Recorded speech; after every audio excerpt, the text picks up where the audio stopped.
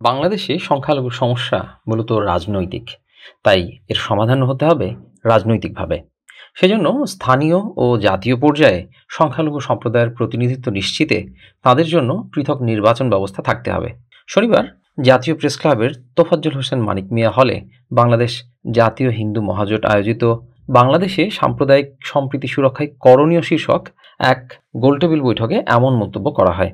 এতে মূল প্রবন্ধ উপস্থাপন করেন বাংলাদেশ জাতীয় হিন্দু মহাজোটের মহাসচিব ডক্টর গোবিন্দচন্দ্র প্রামাণিক।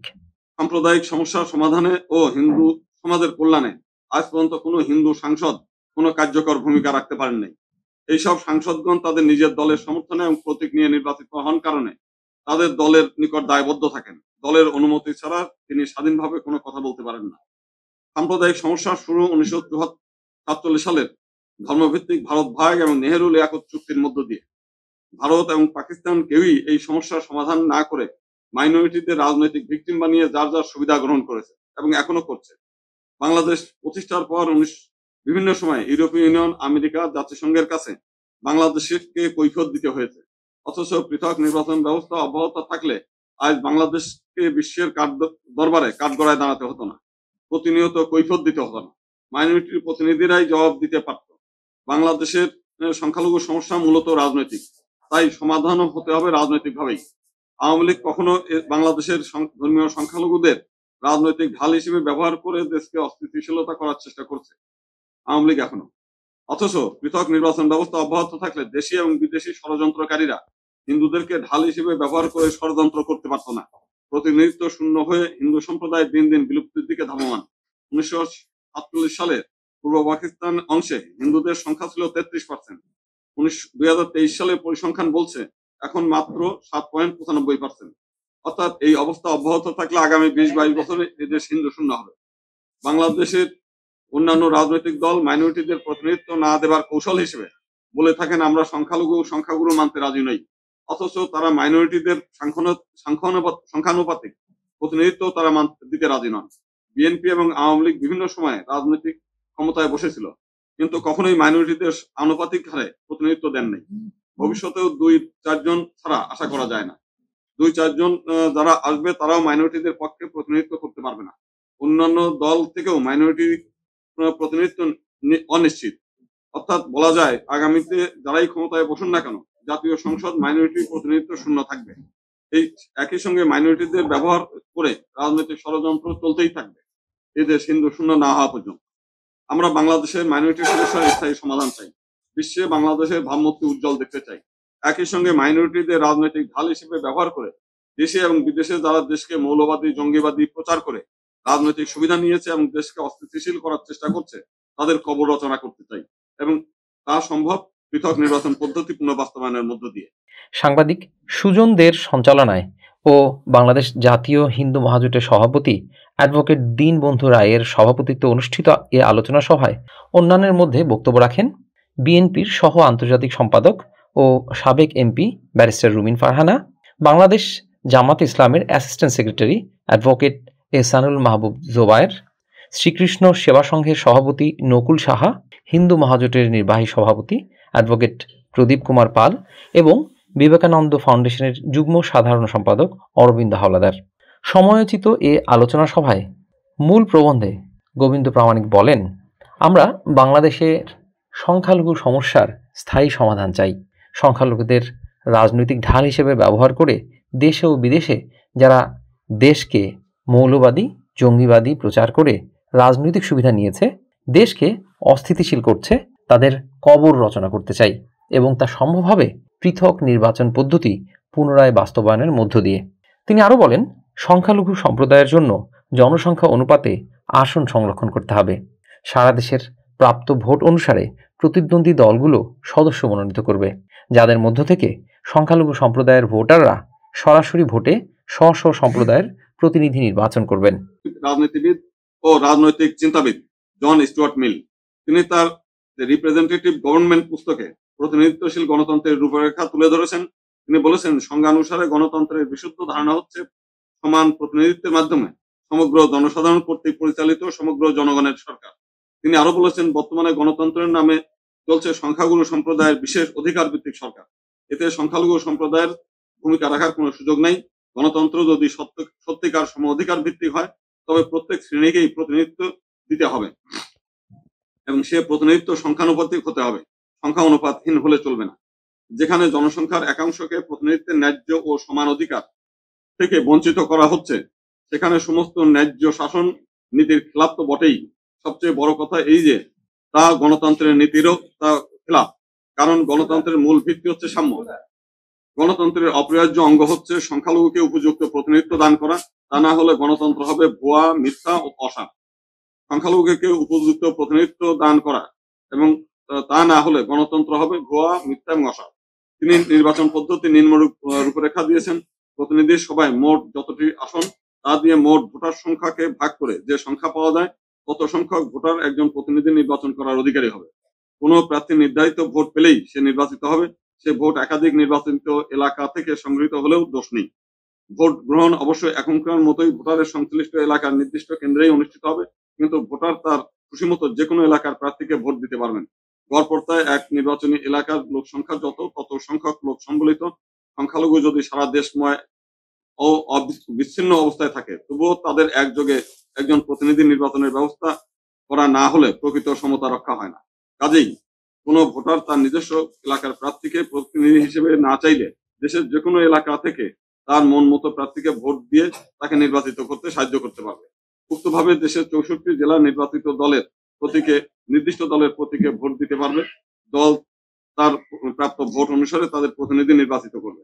64 জেলার মধ্যে যে জেলায় সংখ্যালঘুরা বেশি আছে, সেখানে সাধারণ সিটের অতিরিক্ত এক বা একাধিক সংখ্যালঘু সংসদীয় সিট নির্ধারণ করা হবে। আবার যে জেলাগুলোতে সংখ্যালঘু জনসংখ্যা কম, সেখানে একাধিক জেলা মিলে এক বা একাধিক সংসদীয় সিট নির্ধারণ করা যেতে পারে। পৃথক নির্বাচন ব্যবস্থার রূপরেখা। সংখ্যালঘু সম্প্রদায়ের জন্য জনসংখ্যা অনুপাতে আসন সংরক্ষণ করতে হবে। সারা দেশের প্রাপ্ত ভোট অনুসারে প্রতিদ্বন্দ্বিতাকারী দলগুলো সদস্য মনোনীত করবে। হিন্দু, বৌদ্ধ, খ্রিস্টান, আদিবাসী, জাতিগত সংখ্যালঘু সম্প্রদায়ের ভোটারগণ সরাসরি ভোটে স্ব স্ব সম্প্রদায়ের প্রতিনিধি নির্বাচন করবেন। ধর্মীয় সংখ্যালঘু বা যে কোনো ধরনের দুর্বল জনগোষ্ঠী রাজনৈতিক অধিকার প্রতিষ্ঠায় বিশেষ সাংবিধানিক রক্ষা কবচ এর প্রয়োজনীয়তা উপলব্ধি করেই কায়েদে আজম মোহাম্মদ আলী জিন্নাহ বলেছিলেন, বহুদিন ধরে মুসলিম জনগোষ্ঠী রাজনৈতিক ক্ষেত্রে ঘুমন্ত ও অবসাদগ্রস্ততার মধ্যে পড়ে আছে।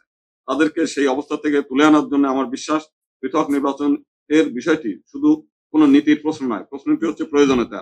এই কারণে আমি আমার হিন্দু ভাইদের অনুরোধ করব, তারা যেন বর্তমান পরিস্থিতিতে দেশের ধর্মীয় সংখ্যালঘু মুসলিম সম্প্রদায়ের আস্থা ও বিশ্বাস অর্জনের চেষ্টা করেন এবং সংখ্যালঘু গোষ্ঠী পৃথক নির্বাচনের জন্য সংকল্পবদ্ধ।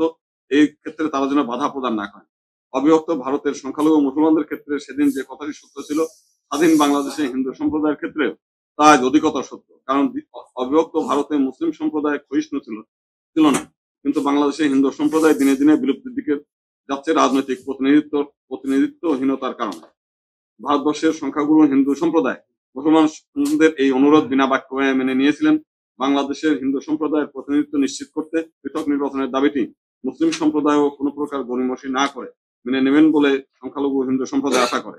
এতে করে একদিকে মাইনরিটিদের প্রতিনিধিত্ব সুনিশ্চিত হবে, রাজনৈতিক ষড়যন্ত্র নস্যাৎ হবে এবং দেশে এবং বিদেশে বাংলাদেশের ভাবমূর্তি উজ্জ্বল হবে। এই আলোচনা সভায় অন্যান্য বক্তারা বলেন, আওয়ামী লীগ এখনও বাংলাদেশের ধর্মীয় সংখ্যালঘুদেরকে রাজনৈতিক ঢাল হিসেবে ব্যবহার করে দেশকে অস্থিতিশীল করার চেষ্টা করছে। অথচ পৃথক নির্বাচন ব্যবস্থা অব্যাহত থাকলে তা করতে পারত না। প্রতিনিধিত্ব শূন্য হয়ে হিন্দু সম্প্রদায় দিন দিন বিলুপ্তির দিকে ধাবমান। 1947 সালে এদেশে হিন্দুর সংখ্যা ছিল 33%, আর 2023 সালের পরিসংখ্যান বলছে এখন এই সংখ্যা মাত্র 7.95%। অর্থাৎ এই অবস্থা চলতে থাকলে আগামী 20-22 বছরে এদেশ হিন্দু শূন্য হয়ে পড়তে পারে। বাংলাদেশের সংখ্যালঘু নির্যাতন ইস্যুতে বহির্বিশ্বে নিন্দার ব্যাপারে বক্তারা বলেন, বাংলাদেশের মান মর্যাদা সব অর্জন সংখ্যালঘু নির্যাতন ইস্যুতে ধূলিসাৎ প্রায়। হাজার বছরের সম্প্রীতির ইতিহাস পেছনে ফেলে বাংলাদেশকে জঙ্গি মৌলবাদী তকমা জুড়ে দেওয়া হচ্ছে। অথচ বাংলাদেশ হাজার বছরের সাম্প্রদায়িক সম্প্রীতির দেশ। ধর্ম অবমাননার অজুহাতে আওয়ামী লীগের গত 15 বছরের শাসনামলে দেশের বিভিন্ন স্থানে হিন্দুদের গ্রামের পর গ্রাম জ্বালিয়ে দেওয়া হয়েছে বলে অভিযোগ করে বক্তারা আরও বলেন, অনুসন্ধানে জানা গেছে 1991 সালের ঘটনাসহ প্রতিটি ঘটনার ইন্ধনদাতা আওয়ামী লীগ। তাতে অন্যান্য দলের কর্মীরাও অংশগ্রহণ করেছে, যে কারণে কোনো ঘটনারই বিচার করেনি কোনো দল। প্রিয় মহোদয়, সংখ্যালঘু নিপীড়নের কাঠগড়ায় বাংলাদেশ। ভারত, আমেরিকা সহ বিভিন্ন দেশে বাংলাদেশের সংখ্যালঘু নির্যাতন ইস্যুতে বিক্ষোভ সমাবেশ চলমান। সংখ্যালঘু নির্যাতন ইস্যুতে সারা বিশ্বে নিন্দার ঝড় বইছে। বাংলাদেশের মান মর্যাদা, সকল অর্জন সংখ্যালঘু নির্যাতন ইস্যুতে ধূলিসাৎ। হাজার বছরের সাম্প্রদায়িক সম্প্রীতির ইতিহাস পিছনে ফেলে বাংলাদেশকে জঙ্গি মৌলবাদী তকমা জুড়ে দেওয়া হচ্ছে। অথচ বাংলাদেশ হাজার বছরের সাম্প্রদায়িক সম্প্রীতির দেশ। 1946 সালে পূর্ব বাংলায় সাম্প্রদায়িক দাঙ্গা হাঙ্গামার 1946 সালের পূর্বে বাংলায় সাম্প্রদায়িক দাঙ্গা হাঙ্গামার তেমন কোনো নজির খুঁজে পাওয়া যায় না। রাজনৈতিক বিভাজনের কারণে 1946 সালে কলকাতা, নোয়াখালী, বিহার সাম্প্রদায়িক দাঙ্গা হাঙ্গামার খবর রয়েছে। পাকিস্তান প্রতিষ্ঠার পূর্বে পূর্ব পাকিস্তানে বর্তমান বাংলাদেশকে হিন্দু শূন্য করার যে পরিকল্পনা হয় তাও ছিল রাজনৈতিক কারণে। 1950 সালে জমিদারি অধিগ্রহণ করার সাথে সাথে এদেশের হিন্দু জমিদারগণ দেশ ছেড়ে পালিয়ে যান। 1965 সালে ভারত পাকিস্তান যুদ্ধের সময় মধ্যবিত্ত হিন্দু সম্প্রদায় দেশ ত্যাগ করে। শত্রু সম্পত্তি অর্ডিন্যান্স জারি করার ফলে অবস্থাপন্ন কৃষক শ্রেণী দেশ ত্যাগ করা শুরু করে। অতঃপর স্বাধীনতার যুদ্ধ শুরু হলে পাকিস্তানি বাহিনীর সাম্প্রদায়িক নীতির কারণে 1 কোটিরও বেশি হিন্দু দেশ ত্যাগ করতে বাধ্য হয়। কিন্তু স্বাধীন দেশেও শত্রু সম্পত্তি আইন বহাল থাকে। অথবা 1974 সালে ভেস্টেড প্রপার্টি আইন করে হিন্দুদের 26 লাখ একর সম্পত্তি কেড়ে নেওয়া হয়।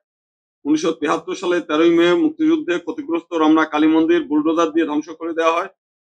1990 থেকে 92 সালে ভারতে বাবরি মসজিদ রাম মন্দির বিতর্ককে কেন্দ্র করে সারা দেশে হিন্দু সম্প্রদায়ের উপরে হামলা হয়। 2001 সালে ভোলা সহ দেশের বেশিরভাগ জেলায় হিন্দুদের উপর হামলা হয়। প্রতিটি জাতীয় নির্বাচনের পরপরই ভোট দেয়া না দেয়াকে কেন্দ্র করে হিন্দু সম্প্রদায়ের উপরে একটা নিয়মতান্ত্রিক প্রক্রিয়া হয়ে দাঁড়িয়েছে।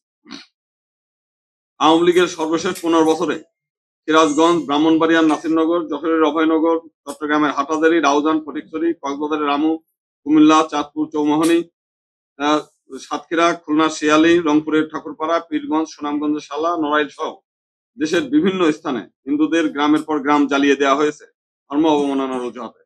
পরে অনুসন্ধানে জানা গেছে 1991 সালের ঘটনা সহ প্রত্যেকটি ঘটনার ইন্ধনদাতা আওয়ামী লীগ, তাতে অন্যান্য দলের রাজনৈতিক কর্মীরাও অংশগ্রহণ করেছে, যে কারণে কোনো ঘটনারই বিচার করে নাই কোনো দল।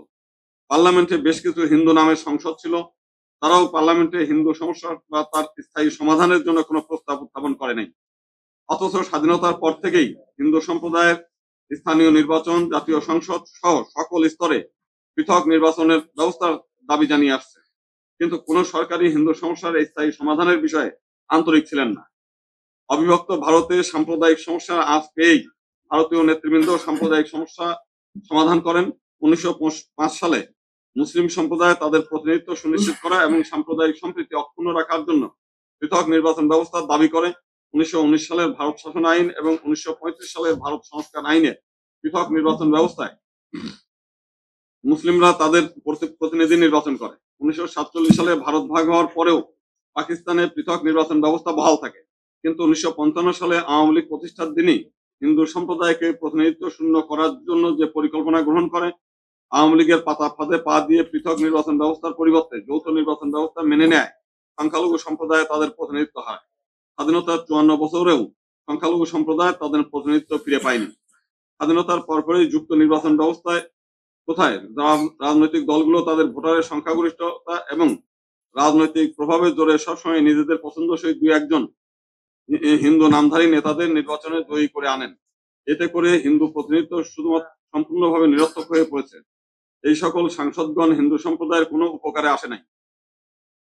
সাম্প্রদায়িক সমস্যার সমাধানে ও হিন্দু সমাজের কল্যাণে আজ পর্যন্ত কোনো হিন্দু সাংসদ কোনো কার্যকর ভূমিকা রাখতে পারেন নাই। এইসব সাংসদগণ তাদের নিজের দলের সমর্থনে এবং প্রতীক নিয়ে নির্বাচিত হন কারণে তাদের দলের নিকট দায়বদ্ধ থাকেন। দলের অনুমতি ছাড়া তিনি স্বাধীনভাবে কোনো কথা বলতে পারেন না।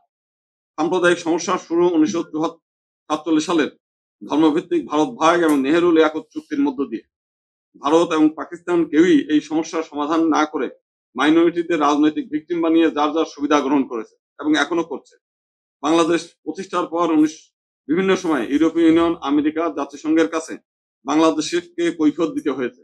অথচ পৃথক নির্বাচন ব্যবস্থা অব্যাহত থাকলে আজ বাংলাদেশকে বিশ্বের দরবারে কাঠগড়ায় দাঁড়াতে হতো না, প্রতিনিয়ত কৈফিয়ত দিতে হতো না, মাইনরিটির প্রতিনিধিরাই জবাব দিতে পারত। বাংলাদেশের সংখ্যালঘু সমস্যা মূলত রাজনৈতিক, তাই সমাধানও হতে হবে রাজনৈতিকভাবেই। আওয়ামী লীগ কখনো বাংলাদেশের ধর্মীয় সংখ্যালঘুদের রাজনৈতিক ঢাল হিসেবে ব্যবহার করে দেশকে অস্থিতিশীলতা করার চেষ্টা করছে আওয়ামী লীগ এখনো। অথচ পৃথক নির্বাচন ব্যবস্থা অব্যাহত থাকলে দেশি এবং বিদেশি ষড়যন্ত্রকারীরা হিন্দুদেরকে ঢাল হিসেবে ব্যবহার করে ষড়যন্ত্র করতে পারত না। প্রতিনিধিত্ব শূন্য হয়ে হিন্দু সম্প্রদায় দিন দিন বিলুপ্তির দিকে ধাবমান। 1947 সালে পূর্ব পাকিস্তান অংশে হিন্দুদের সংখ্যা ছিল 33%। 2023 সালে পরিসংখ্যান বলছে এখন মাত্র 7.95%। অর্থাৎ এই অবস্থা অব্যাহত থাকলে আগামী 20-22 বছরে এদেশ হিন্দু শূন্য হবে। বাংলাদেশের অন্যান্য রাজনৈতিক দল মাইনরিটিদের প্রতিনিধিত্ব না দেবার কৌশল হিসেবে বলে থাকেন আমরা সংখ্যাগুরু মানতে রাজি নই। অথচ তারা মাইনরিটিদের সংখ্যানুপাতিক প্রতিনিধিত্ব তারা দিতে রাজি নন। বিএনপি এবং আওয়ামী লীগ বিভিন্ন সময়ে রাজনৈতিক ক্ষমতায় বসেছিল, কিন্তু কখনোই মাইনরিটিদের আনুপাতিক হারে প্রতিনিধিত্ব দেন নাই। ভবিষ্যতেও 2-4 জন ছাড়া আশা করা যায় না। 2-4 জন যারা আসবে তারাও মাইনরিটিদের পক্ষে প্রতিনিধিত্ব করতে পারবে না। অন্যান্য দল থেকেও মাইনরিটি প্রতিনিধিত্ব অনিশ্চিত। অর্থাৎ বলা যায় আগামীতে যারাই ক্ষমতায় বসুন না কেন, জাতীয় সংসদ মাইনরিটি প্রতিনিধিত্ব শূন্য থাকবে। এই একই সঙ্গে মাইনরিটিদের ব্যবহার করে রাজনৈতিক ষড়যন্ত্র চলতেই থাকবে এদেশ হিন্দু শূন্য না হওয়া পর্যন্ত। আমরা বাংলাদেশের মাইনরিটি সমস্যার স্থায়ী সমাধান চাই, বিশ্বে বাংলাদেশের ভাবমূর্তি উজ্জ্বল দেখতে চাই।